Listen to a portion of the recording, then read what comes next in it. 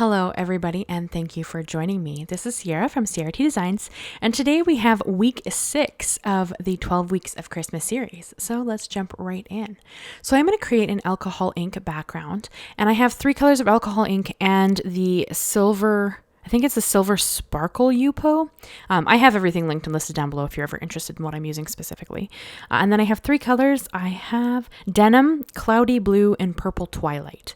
And I'm going to kind of spin my background around constantly just to kind of move the colors towards each other and not just off the page, because I'd be concerned that then like the blue, the denim, which is the darkest blue, and then the cloudy is kind of in the center, they would overtake my purple, and then you wouldn't really get kind of this blend of the 3 colors. You'd just end up with one color taking over most of the background. And I did kind of create this first very wispy background, and then I'm going to come back in once it's completely dry and add a bunch more color to it, and kind of more creating those harsh edges that alcohol ink are really known for.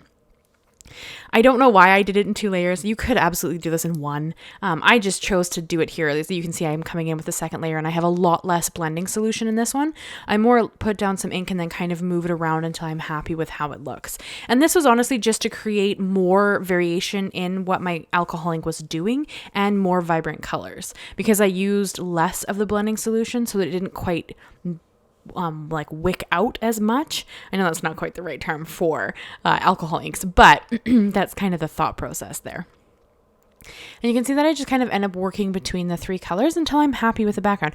You could absolutely keep going if you didn't like it, or if you wanted to change it or add more color, so on.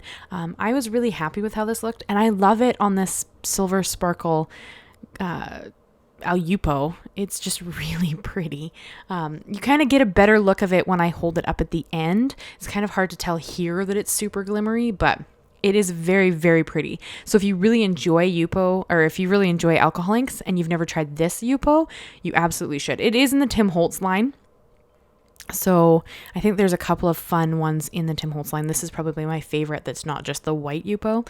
Actually, the black one's really pretty too, so I shouldn't say that. But this is probably my my favorite sparkly one, because of course it is shiny. And if you've been with me at all, you know I love things that are shimmery and shiny. They kind of I just love them. So that is kind of the background there. And then I'm going to use my chrome precision plate with these dies. So I have the Tim Holtz Bold Text Christmas, which is that Winter Wishes die.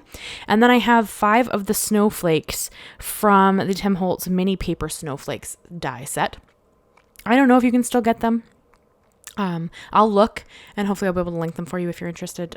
But I've had this mini paper snowflake set for a long time. Like, they've been out forever. And if you guys have been with me for a little bit, you know I've been struggling a bit to get my more intricate dies to cut. So I recently got this chrome base plate to kind of try to have my sandwich a little bit more useful, or like a little easier on the very delicate die cuts.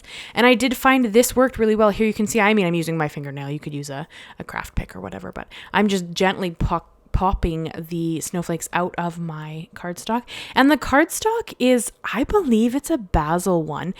This was gifted to me a while ago, some 12 by 12 papers, and I cut some of them down to, this one's a 6 by 6, just so that I could have them a little bit easier for me to manage. But it's got this kind of shimmery coating on it. It's really quite pretty. But here you can see, like, I'm popping out all the little intricate pieces in the snowflakes with 0 issues. So the chrome base plate, I do have to kind of play with my sandwich a little bit more before I'm comfortable with it, but I'm really enjoying it for these more intricate dies. They kind of made it way easier to get the little pieces out of them. So I thought that was really cool.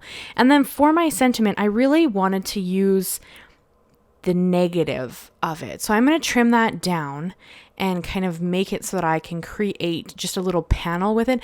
The letters stayed in, which was cool, so I was able to save them. I just put them in like a tiny Ziploc bag and put them back in the little envelope that comes with your dies. I put them back in there so that I could use them on a different project later.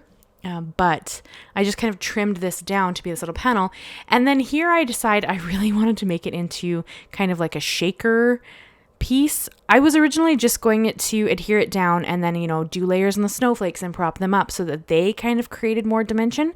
But while I was looking at this, because I've never used the negative piece, I thought it would be really cool just to create this kind of little shaker pocket behind the letters. And then you could still see this really beautiful alcohol inked background behind it.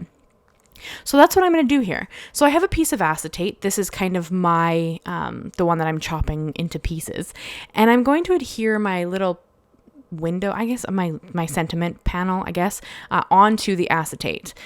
It does have a white backer, my acetate. That's why you can see, like, it looks white here. It is clear. It just has this backer on it. And it's one of the ones that are a heavy duty one, so you can heat emboss on it if you want to. It's kind of my preferred.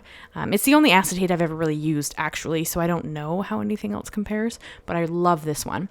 And then I really wanted to stick the little R, the center of the R down. I struggle with it here for a second. It tries to come up when I lift the R out, but I managed to get it to stay. And I just use the R as a placeholder so that the circle or the part of the R there stayed in the R. So I thought that looked really pretty. And then I'm going to trim it up. I do use my shears for this just because you can cut longer pieces with them. But you could put it in a trimmer and trim it up. And luckily for me, I actually left enough room that I could bring in the thin Derice foam strips and use that to prop up the pieces of acetate behind the sentiment panel so that I could actually kind of create a shaker pocket. Otherwise, I would have had a really big struggle with hiding the adhesive, like the foam adhesive behind this. So I was pretty lucky that I had these little strips here. I'm showing you them right there. That was kind of a lucky thing because honestly, it's so thin, the space that I left, because when I cut this out, I wasn't planning on turning it into a shaker. This just kind of came to me as I was sitting here starting to make the card. So I kind of had this idea after and then had to roll with it because I thought it would be a really neat element on this card. And I did edit myself a lot with this card. I didn't go in too crazy because I really wanted that alcohol ink background to show, and I have a tendency to be a more is more style crafter, so I did have to kind of edit myself a little bit so that I could enjoy the card for its kind of more simplistic beauty. So that's something I really struggle with. I tend to want to add all the things, so I really considered adding some mica into the mica flakes that Tim Holtz does. I really wanted to add some of those into the background, just kind of sporadically throughout the alcohol ink piece, but I didn't. It's sitting on my desk. You never know. I might cave and add a little bit for fun anyways, but currently I have not done that. And when I make more traditional style shakers, I like to do acetate on both sides. You absolutely don't need to do this. You can obviously put the sparkly bits on your card and then lay this on top of it, and that would be sealing it. But I have a tendency to put them in the wrong spot or drop them or move them, or so this is just a way easier way to not have that happen. And I did add a little bit of the Tim Holtz Mica flakes and a little bit of the rock candy glitter just because they're both stunning and I wanted to. So then I'm going to adhere the extra piece on top here. I had to move a mica flake off of the adhesive, and then I'm going to stick down my extra piece of acetate that's going to seal up the window so that all of that stays within that little pocket, and then it can shake around, but it can't fall out. So it kind of gives me like a bit of a way to not have to worry about adhering it dead center my first go and then not be able to fix it if I miss. So this is kind of like my shaker hack.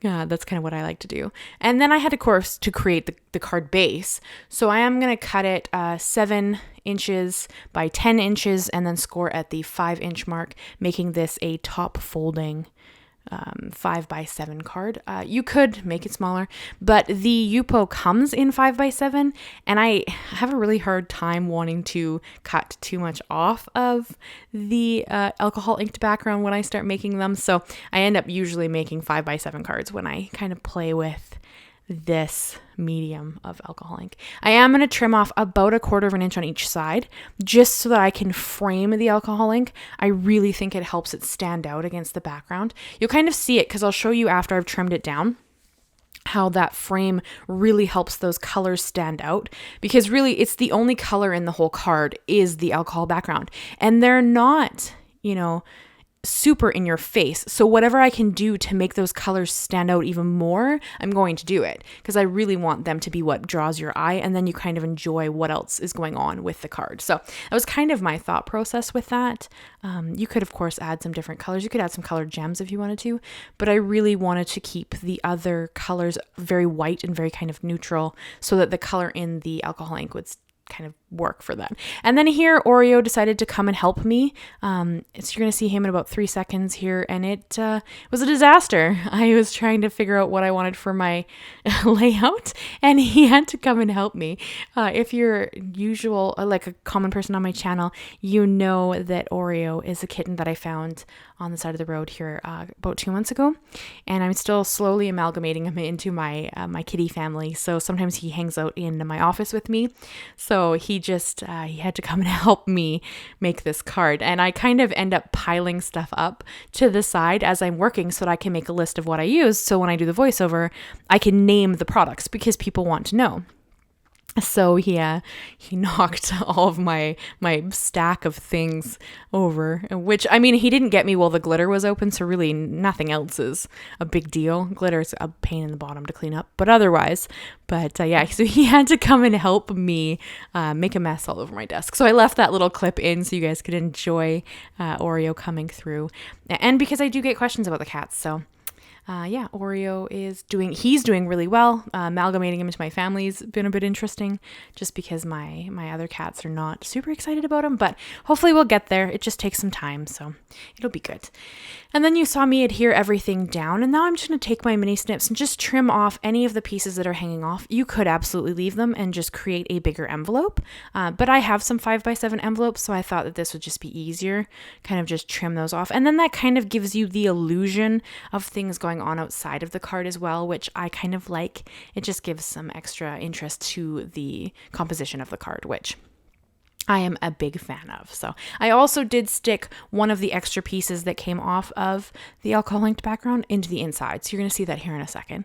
And then I couldn't resist. I did have to add a little extra sparkle. So I brought in the Studio Katia Icy Sparkle crystals and just put a couple of them across the front of the card, just for a little bit of added interest. But then I decided I was done and I stopped. So I'm going to hold it up here so you guys can kind of enjoy it in all of its glory. Look at that stunning Yupo. That glittery, it's just so pretty. Like, I don't think you can go wrong with that silver sparkle Yupo. So if you're struggling with alcohol inks, pick 2 colors that are really close in the family, like blue and purple, and use it. And I think you're going to be amazed at the results. I think that it turned out really pretty. So that is the card I have for you guys today. Hard to believe we're already halfway through the 12 weeks of Christmas series, but that is the card I have for you guys today. I hope that you'll consider leaving me a subscription. Oh boy, leaving me a like, leaving me a comment, and consider subscribing if you haven't already. Thank you so much, guys. Bye-bye for now.